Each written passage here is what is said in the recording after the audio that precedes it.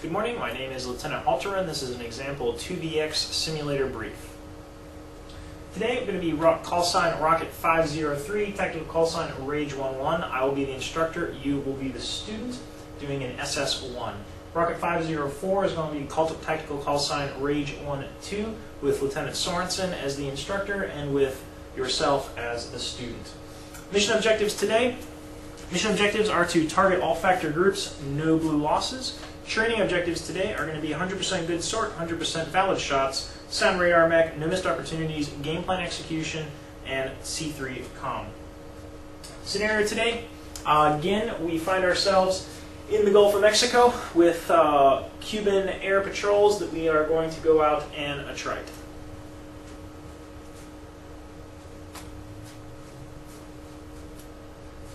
Joker is 3.0, Bingo is 2.0, but we know that if there's only one group remaining that we can bump our Bingo down, our Joker down to 2.5. Questions of the day are going to be standard. DOR and training timeout are in effect. I have no questions. Do you have any questions on admin? Attack admin. Fence-in is going to be standard. Terminate will be used when the training objectives have been met. That will be handled by the instructor. Kill removal will also be handled by the instructor either with a kill call or once if a radar contact is dropped plus or minus 2 miles of a timeout range, the student can call that a kill over the radio. Bullseye is going to be the NPA TACAN tactical call sign Vegas. Today, enemy order of battle is going to be per the briefing guide, the threat of the day. Friendly order of battle, we're going to be a section of F-18 Foxtrots. Hostile declaration is going to be standard ROE. If we do not have a hostile declaration but we have correlated smoke in the air, or if we hear Archer or Alamo over the radio, then we can declare within our own cockpits the group to be hostile. Bogey Bandit and standby, standard. Setup is going to be 40 nautical mile sets, unlimited target aspect, 8,000 to 24,000 foot block, doing a 2v2 or 2vx scenario. Fighters are going to be at 16,000 feet, 0.5 Mach, and at or above Joker. AOR, the looks for the radar sets for lead Rage 11 is going to be 15,000 feet to 25,000 feet.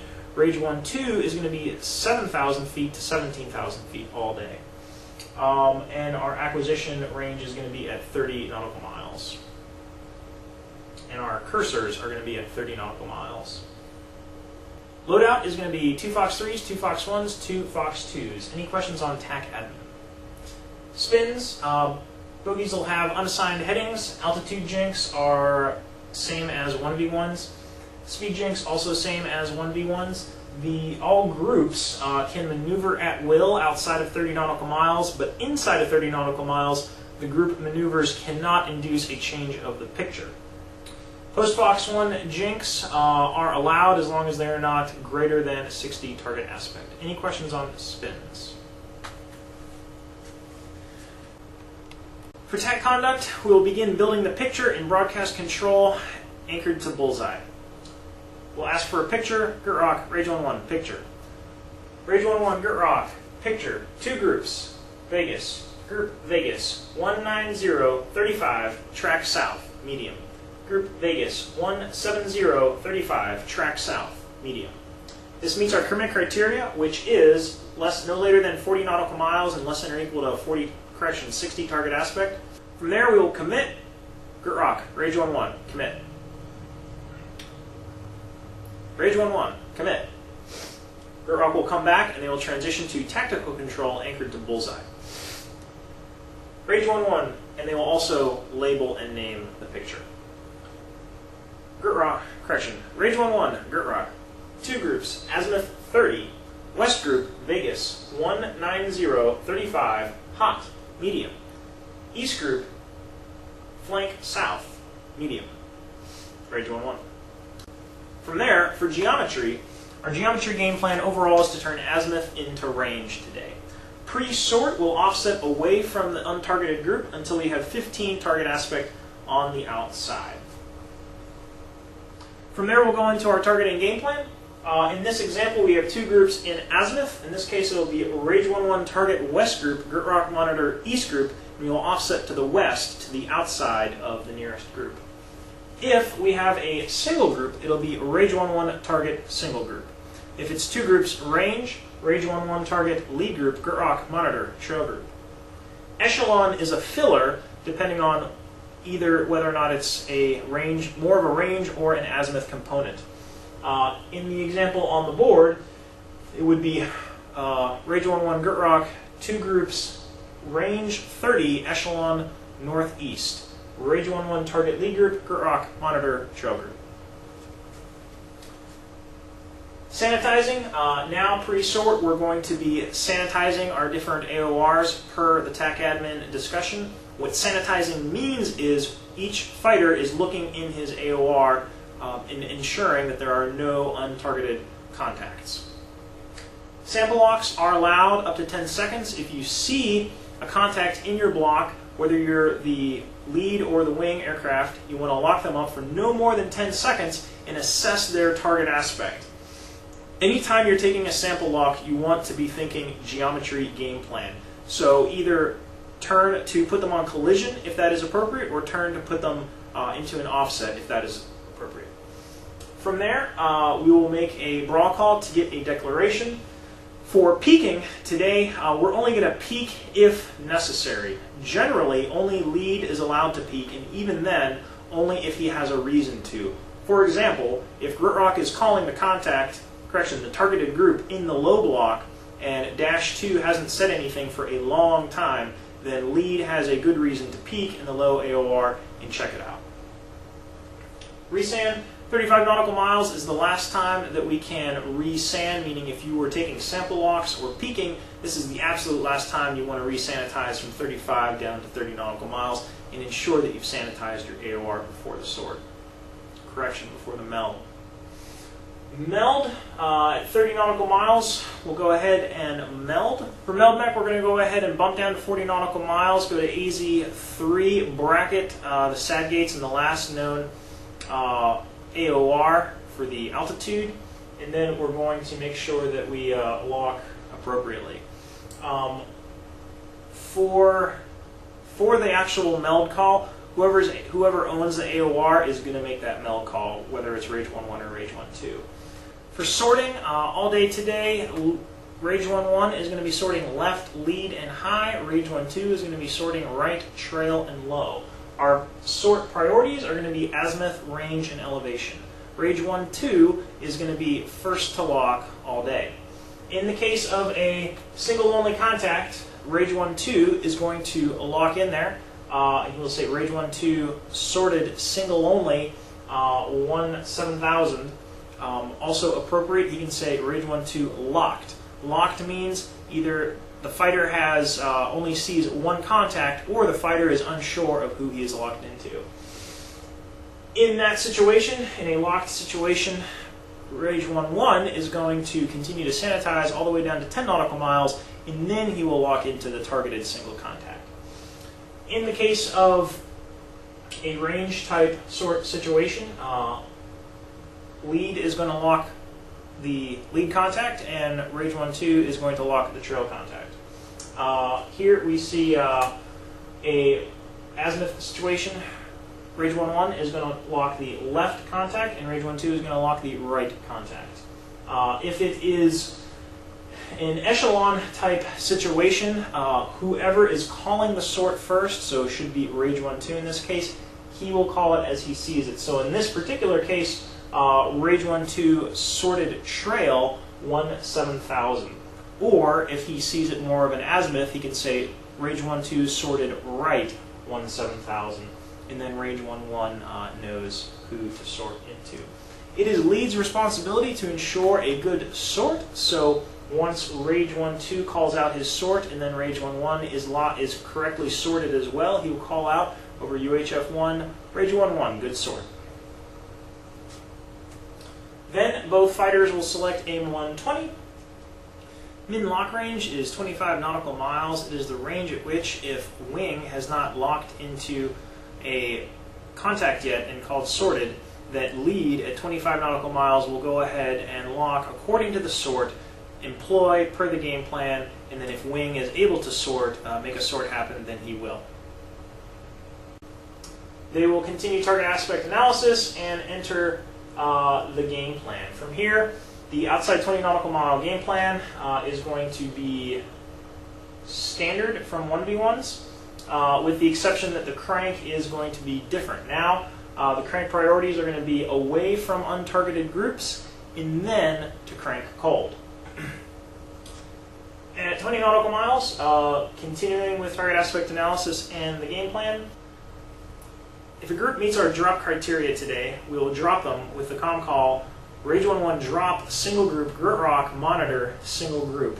We will reset to our cap by turning hardest pos, unloading, and setting point 6, putting the bogey bearing at our 6 o'clock.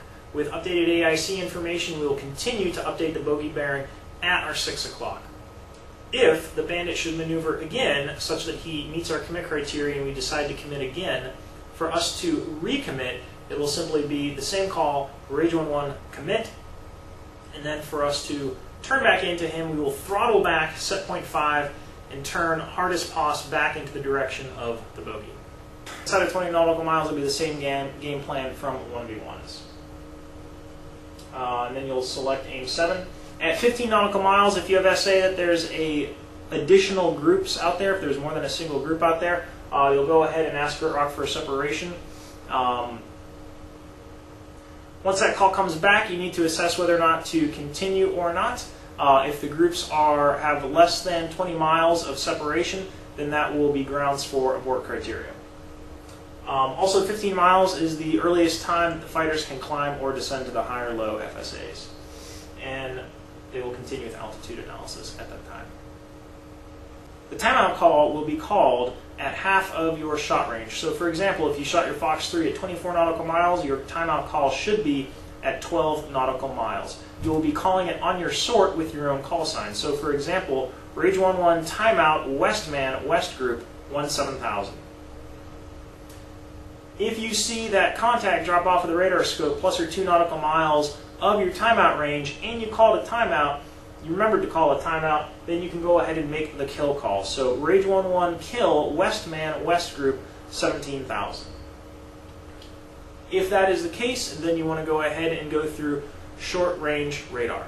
Short range radar procedures are to go to ACM slewable, slew in the direction of the turn, and then hold it centered on the last known position of the enemy for 10 seconds. Then go back to the radar set that you normally would for the contact at that range. So if you're outside of 10 nautical miles to the contact, down look search, AZ full, 20 mile scale, and center the elevation where you have SA that the bandits are at. If you're inside of 10 nautical miles, then you'll stay in ACM slewable. Abort criteria today are any untargeted contacts, less than 0, 1, and 1 per fighter per contact, any VID situation, less than 20 nautical miles of separation between groups, or if you have extremely low SA. At 12 and 10 nautical miles, the timeline splits. We will do our lead turn, which is standard. Pass the dot for the Fox 1, correction. With the dot in the circle, we'll shoot our Fox 1, and then if we do not have a declaration, we'll try to get another declaration. If the bandit is fast or slow, we will execute those procedures, which are standard from 1v1s. At 10 nautical miles, this is our no later than abort time, so we've already made the decision, but 10 miles is when we want to be putting G on the jet to be aborting. At 10 and 8 nautical miles, we will run our displacement turn, counter turn, select aim 9, and start our arrow calls. At 6 or 5 miles, this is where our Sparrow should be timing out, and we will make our kill call as appropriate as previously discussed, and then go through short range radar also as previously discussed if we get a kill. Coming to 6 miles, this is where we will decide to either run a counter turn or make the merge happen. If we end up running a counter turn, we will check our radar closure gates, continue to make arrow calls with altitude analysis. At 2 miles, we expect to see 300 knots, 90 degrees to go on the nose. Between 1.5 to 0.5 miles, if we have a valid rear quarter Fox 2 solution, we will pass the dot. And then if we're inside of 0.5 miles, we'll execute our break-X procedures. For the merge, if we do end up going to the merge, we'll turn hardest pos, put the bandit on the nose, go nose high or low as necessary, and with a hostile declaration, pass the dot for the forward quarter Fox 2. We'll continue with arrow calls. With a pilot or student tally, we will go ahead and execute post-merge maneuvers. We will assess whether or not we have an angular advantage or disadvantage per the discussion from 1v1s. And then we will execute post-merge maneuvers as long as we have a tally, missiles, and gas to do so. If we do go ahead and execute post-merge maneuvers, we will turn hard as POS, slewing an ACM slewable in the direction of turn until we get it back on the scope into a recorder with the valid FOX2 solution past the dot for the kill. Once we do that, we will go through short-range radar and ask for a status from our wingman at that point. We will be very clear with our kill call. So, for example, Rage 1-1 kill, single only 17,000. Rage 1-2 status. At this point, we're looking to see if the other fighter is engaged. If it is, for example, Rage 1-2 would come back and say something to the effect of Rage 1-2 is engaged, my nose 3 miles, 17,000. At this point, Rage 1-1 knows that his wingman is still engaged and hopefully can get some SA and support him. If the fighters do not go to, they will go ahead and bug out, put the threat at their 6 o'clock, unload, set point 6, turn hard as POS, and execute short-range radar. As they are flowing cold, you want to go through the PAPST checklist, which stands for put the threat at your 6 o'clock, assess what you're going to do, so essentially get a game plan based off of AIC information. Blue forces deconflict, make sure that, hey, you're getting back into formation with your wingman, but you're also not hitting him at the same time. Sensor, you want to go through short-range radar and then get back into the radar set that you want to as you're pitching back in, and then make any follow-on targeting decisions. So are you going to target the group that you just bugged out from, or if you're flowing cold from a group you killed, are you going to target the follow-on group from there? For flowing group to group, this is going to be up to you. Determine what distance you want to flow hot or flow cold from group to group after you've killed the initial group. So, for example, if you use 30 nautical miles, anything outside of 30 nautical miles you'll flow hot, and inside of any groups that are inside of 30 miles of separation, then you'll go ahead and flow cold before you flow group to group. Any questions on TAC conduct? Contingencies. For a bad radar, the aircraft with the good radar will take the tactical lead, and the aircraft with the bad radar will continue to troubleshoot all the way down to the abort range. The aircraft with the good radar will keep the section on timeline and make the decision to abort if appropriate, while the bad radar aircraft will continue to troubleshoot.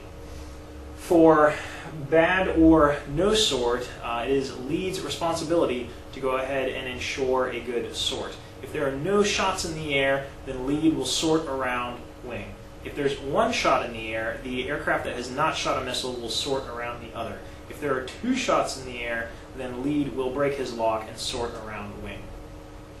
For a no shot, if the fighters have not gotten any AMRAAMs off into the targeted group, then once they're approaching lead range, if they can't get a max range FOX1 and they assess that the targeted contacts have a low target aspect and could possibly get Alamos off before they could get their Sparrows off, then lead wants to make the abort call there.